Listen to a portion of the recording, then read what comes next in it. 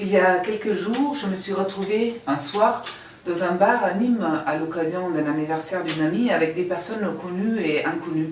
J'ai discuté avec la fille qui était assise à côté de moi et il s'avère qu'elle m'avait vue lors d'un enterrement que j'avais présidé l'été dernier, un enterrement assez difficile.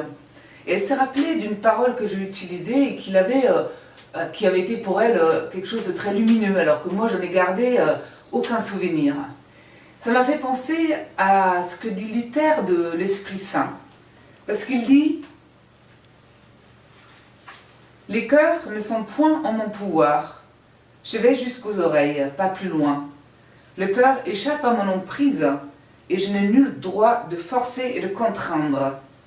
Et tandis que je dormais ou que je buvais ma bière à Wittenberg avec Philippe et Amstorff, la parole agissait. » Ce qu'il dit là, Luther, me semble bien illustrer l'Esprit Saint dont nous avons fêté la venue dimanche dernier à la Pentecôte et qui a rempli, selon le récit biblique, les apôtres qui sont venus, enfin les apôtres et les pèlerins qui s'étaient venus de tous les pays et pourtant chacun a entendu, a écouté la parole dans sa langue maternelle.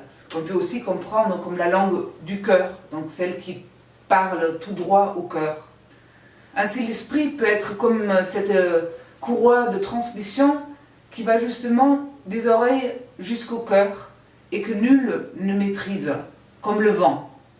Ainsi cet esprit fait que la bonne nouvelle continue à être sémée partout dans le monde depuis des siècles et à travers les millénaires. C'est l'esprit qui fait qu'une parole devient parole de vie et qu'elle nous aide à choisir la vie.